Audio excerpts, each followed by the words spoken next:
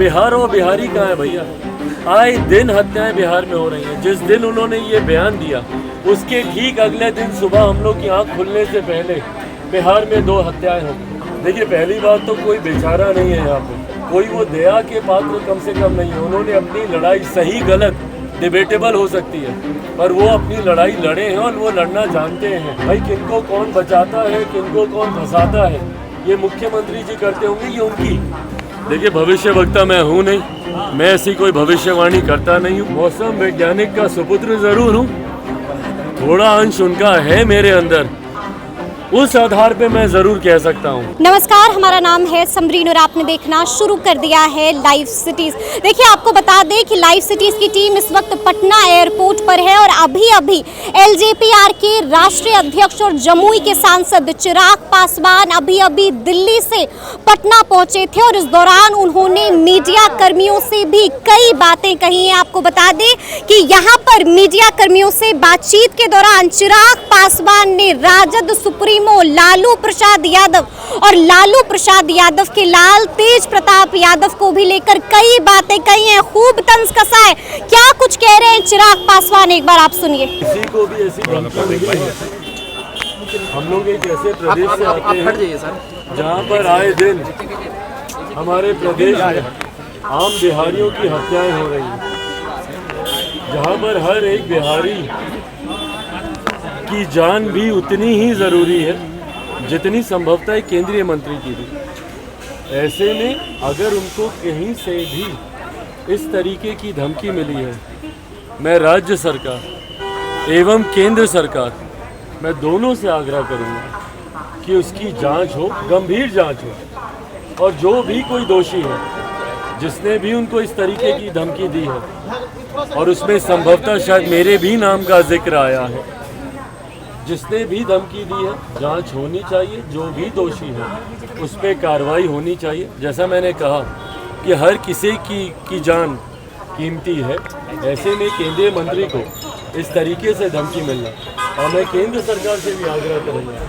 कि उनकी सुरक्षा के लिए जितने संभव प्रयास हो उसे जरूर किया जाना चाहिए। ये चीजें कहाँ से कहना उचित था कि भाई पशुपति कुमार पारस ने भी कहा और उनकी पार्टी के ओर से भी कहा कि चिराग पासवान का हाथ हो सकता है। अब ये सब, अब इसमें राजनीति मत कीजिए। जो लोग राजनीतिक बयानबाजी हर चीज़ में देखते हैं वो ऐसी बातें कहते हैं, पर जैसा मैंने कहा कि ये गंभीर विषय, अगर किसी को धमकी मिली है तो उसकी जांच जरूर होनी चाहिए। बिहार में आपराधिक घटना लगातार बढ़ रही है। मुख्यमंत्री नीतीश कुमार ने भी कहा कि कोई जो है खराब नहीं है, किसी के पास आपराधिक घटनाएं नहीं बढ़ रही, क्या करेंगे? भाई, मुख्यमंत्री को फुर्सत है कहाँ आज की तारीख में बिहार पे ध्यान रखने की? वो तो तैयारी में लगे हैं। मुंबई की बैठक को देख रहे हैं कि वहाँ पे उनको संयोजक बनाया जा रहा है, नहीं बनाया जा रहा है, किसके नीचे रखा जा रहा है, किससे ऊपर रखा जा रहा है। तो तमाम तरीके के वो गणितों में वो लगे हुए हैं कि किसी भी तरीके से उनका राजनीतिक अस्तित्व बचा रहे। आज की तारीख में बैटल ऑफ सर्वाइवल मुख्यमंत्री नीतीश कुमार जी लड़ रहे हैं। अपने अस्तित्व को बचाए रखने की लड़ाई मुख्यमंत्री नीतीश कुमार जी लड़ रहे हैं। भाजपा से, एनडीए गठबंधन से अलग हो चुके हैं। भाई, कितनी बार कोई पलटी मारेगा? ऐसा नहीं है प्रयास नहीं कर रहे हैं, पर भाई एक बात, जो इंसान धोखा खाता है वो दूसरी बात सोचता है कि नहीं सोचता है। बीजेपी को तो आप 2-2 बार धोखा दे चुके हैं, तो अभी जब आप दोबारा प्रयास कर रहे हैं तो ज़रूर इस बार भारतीय जनता पार्टी, पूरा एनडीए गठबंधन उनको लेकर चौकन्ना है। वहीं 2-2 बार वो महागठबंधन को भी धोखा दे चुके हैं। तो ऐसे में महागठबंधन के लोग भी उनको शक की निगाहों से देखते हैं। तो इन तमाम प्रकरणों में बिहार और बिहारी कहाँ है भैया? आए दिन हत्याएं बिहार में हो रही हैं। जिस दिन उन्होंने ये बयान दिया कि भाई आंकड़े दिखाइए, उसके ठीक अगले दिन सुबह हम लोग की आँख खुलने से पहले बिहार में 2 हत्याएं हो गई, उसके बाद हो गई। लगातार ये हत्याओं का श्रृंखला बना हुआ है, और हमारे प्रदेश के मुख्यमंत्री, जो कि प्रदेश के गृह मंत्री भी हैं, वो खामोशी से सिर्फ टकटकी लगाए, सिर्फ देख रहे हैं बिहार में हत्याएं होती हुई, कर कुछ नहीं पा रहे। सीएम का आज बयान आया है, मुख्यमंत्री ने कहा है कि भाजपा उन्हें फंसाने की कोशिश कर रही है। बेचारे शब्द का प्रयोग किया, बेचारे को बताने की कोशिश। देखिए, पहली बात तो कोई बेचारा नहीं है यहाँ पे। मुख्यमंत्री जी किसी को दया का पात्र समझ रहे हैं। पूर्व मुख्यमंत्री रहे हमारे प्रदेश के, कोई वो दया के पात्र कम से कम नहीं है। उन्होंने अपनी लड़ाई, सही गलत डिबेटेबल हो सकती है, पर वो अपनी लड़ाई लड़े हैं और वो लड़ना जानते हैं।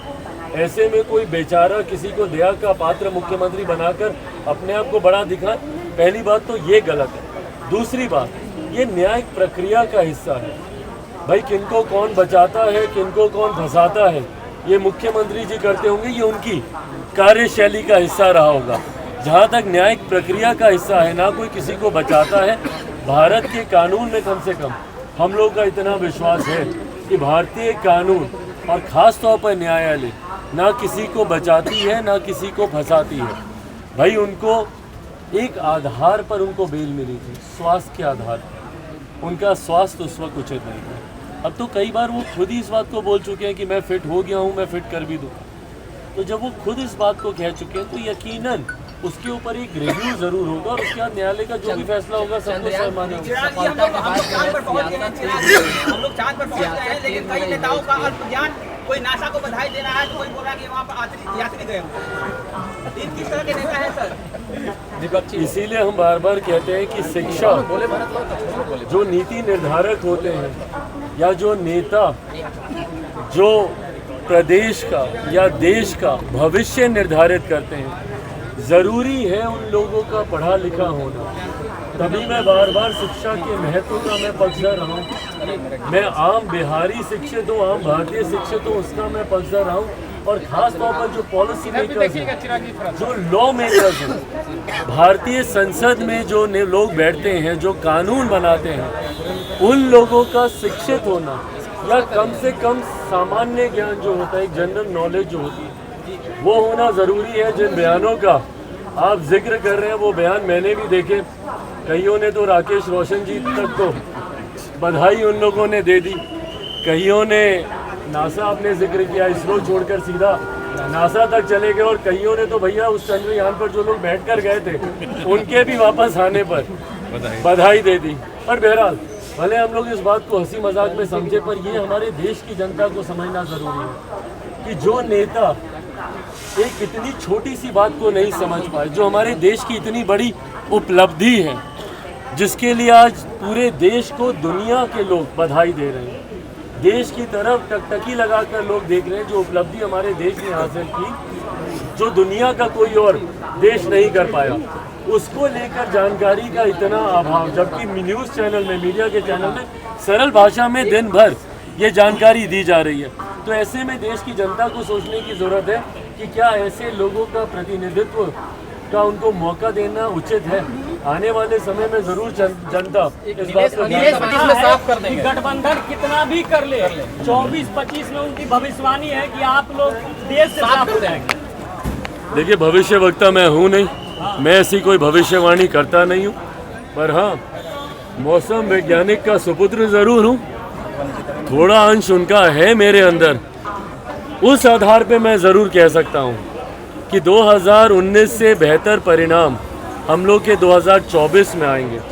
2018 का समय और उस वक्त के आर्काइव्स और उस वक्त के न्यूज़ रिपोर्ट्स और उस वक्त के सर्वे रिपोर्ट्स आप लोग निकाल कर देखिए, इसी तरीके के आकलन लगाए जा रहे थे। इसी तरीके की बातें 2018 में 2019 के आम चुनाव को लेकर भी की जा रही थी, पर परिणाम 2019 के 2014 से बेहतर आए। इन 10 सालों में वो लाभार्थी हों या वो भारतवासी जिनका विश्वास हमारी केंद्र की सरकार और उनकी योजनाओं पे बढ़ा है, उसकी संख्या में काफ़ी वृद्धि हुई। और ये मेरे विश्वास को बढ़ाता है कि 2024 का परिणाम 2019 से बेहतर होगा। और ख़ास तौर पर बिहार में मुख्यमंत्री नीतीश कुमार जी के खिलाफ जो आक्रोश है बिहारियों का, ये महागठबंधन की नैया को डुबोएगा, ये लिख के रखिए। तो सुना आपने क्या कुछ कह रहे हैं चिराग पासवान। देखिए, तंज जो है वो लालू प्रसाद यादव पर भी है और तेज प्रताप यादव पर भी है। साफ कहा कि मैं तेज प्रताप यादव की तरह भविष्यवाणी तो नहीं कर सकता हूं, लेकिन मैं मौसम वैज्ञानिक का बेटा जरूर हूं और मैं दावा कर रहा हूं कि 2019 से ज्यादा अच्छा प्रदर्शन 2024 लोकसभा चुनाव के वक्त जो है वो एनडीए का होने वाला है। तो अब देखना है कि आगे क्या कुछ होता है, लेकिन इस तरह के तमाम अपडेट्स के लिए ऐसे ही हमारे साथ बने रहिएगा और देखते रहिएगा लाइव सिटी। शुक्रिया।